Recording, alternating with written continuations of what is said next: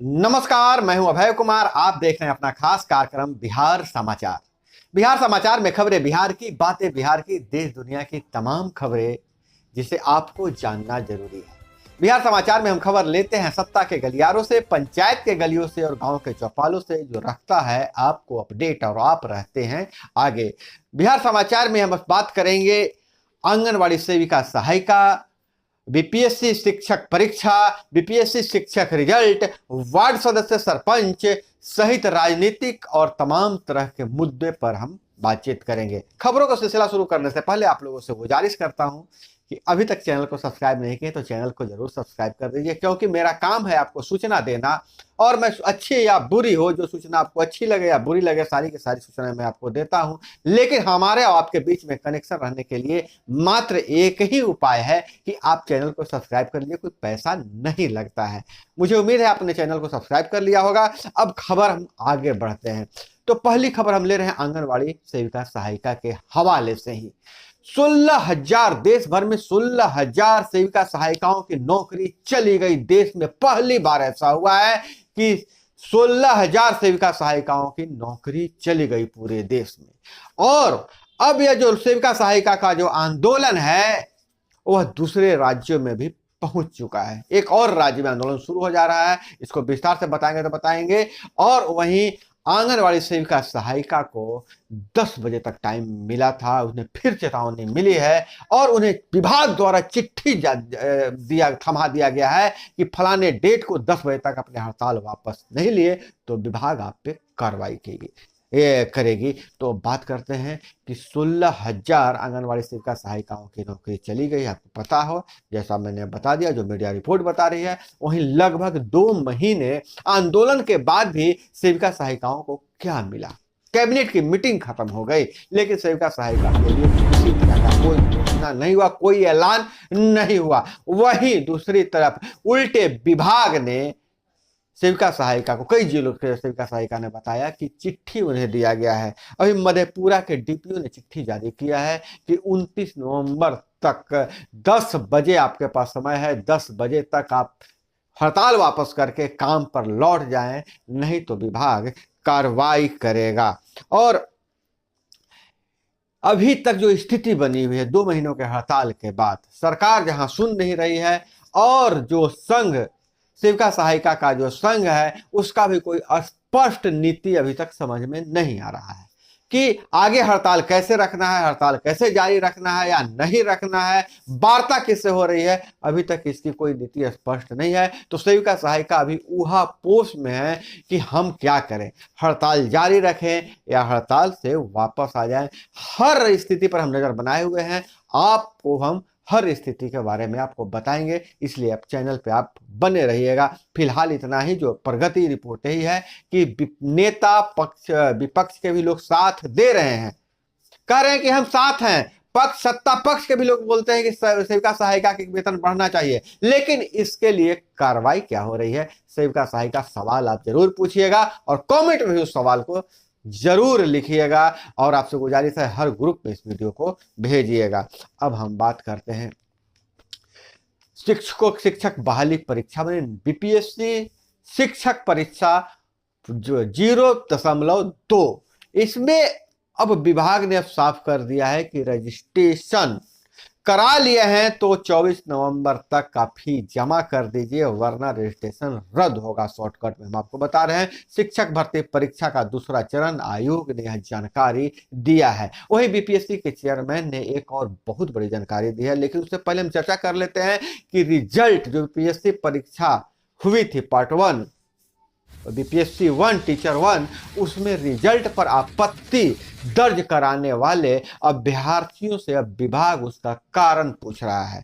कहा कि आप अपने जो आपत्ति दर्ज कराई है उसके समर्थन में कोई साक्ष्य प्रस्तुत कीजिए हमारे ईमेल आईडी पर, हमारे वेबसाइट पे।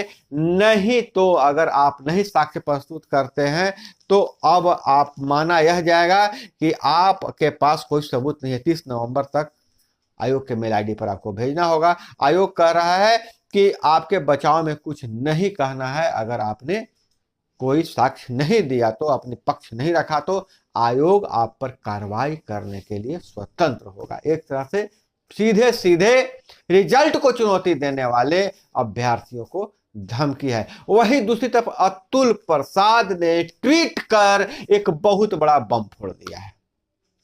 उन्होंने कहा है, ट्वीट कर कहा है कि इस बार OMR सीट में किसी तरह की कोई गड़बड़ी होगी तो परीक्षार्थी ही नपेंगे।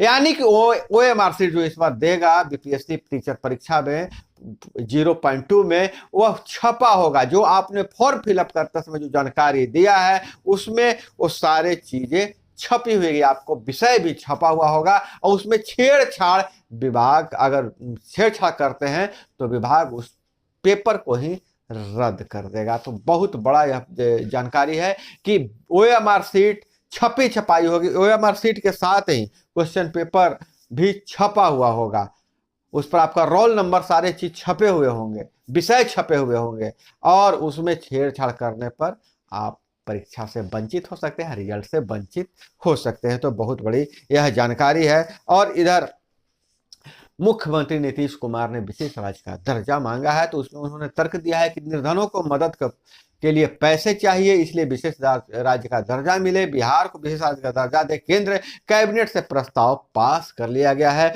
मुख्यमंत्री की अध्यक्षता में कुल 40 एजेंडों पर मंजूरी दी गई थी, जो मैंने आपको पहले भी बताया था। कर्मियों पेंशनरों को 4% महंगाई भत्ता मिलेगा।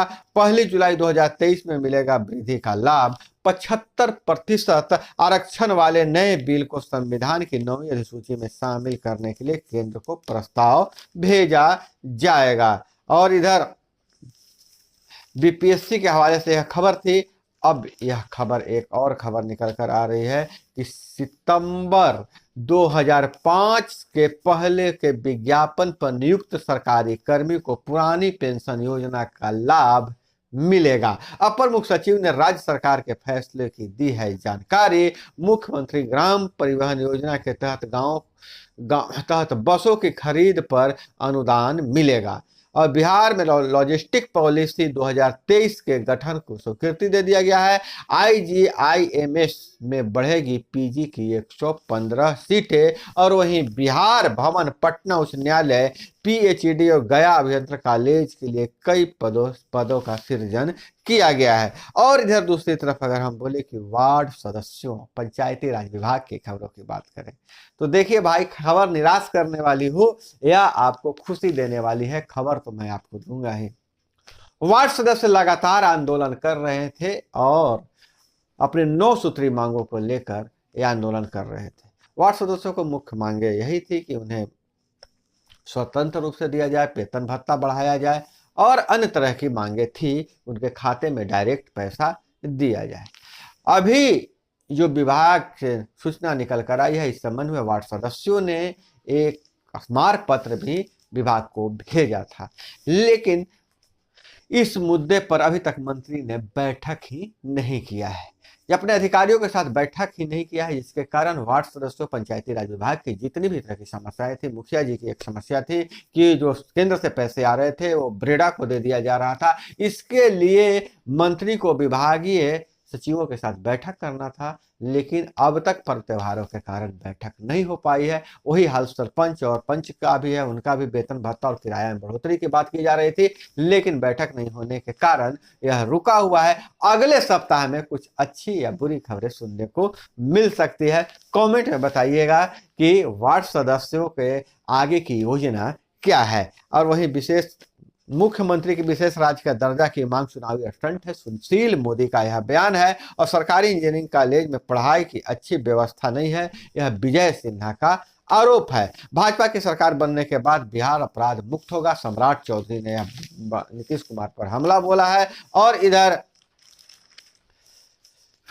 बिहार के अन्य खबरों पर नजर डालें तो 2 डिसमिल जमीन के लिए बड़े भाइयों ने छोटे भाई को मार डाला। कटिहार से यह खबर आ रही है। मृतक के 2 पुत्री भी गंभीर रूप से घायल है।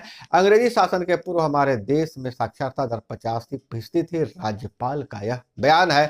आजादी के बाद शिक्षा को औद्योगिकरण की दिशा में ले गए हैं और सोना की लोकप्रियता घट रही है, चुनाव हारने का खतरा है। और जो सुरंग हादसा हुआ है श्री सुरंग हादसा सिलक्यारा हादसे के बाद देश में बन रही 29 सुरंगों का सेफ्टी रिव्यू कराएगा सड़क और परिवहन मंत्रालय, यह करवाने वाला है। और अच्छी खबर यह है कि सुरंग में पाइपलाइन पहुंच चुका है, सुरंग तक एनडीआरएफ पहुंच चुका है। सुरंग में फंसे 41 मजदूर कभी भी अब वापस आ सकते हैं, ऐसी खुशखबरी मिल सकती है। तो दोस्तों, यह थी आज की तमाम खबरें जो आपको जानना जरूरी था। इसी तरह से खबरों के लिए जुड़े रहिए हमारे साथ। चैनल पर नए हैं तो चैनल को सब्सक्राइब कर लीजिए, वीडियो पसंद आए तो लाइक जरूर कीजिएगा। अपना बहुत बहुत ख्याल रखिएगा। मिलते हैं अगले वीडियो में। जय हिंद, वंदे मातरम।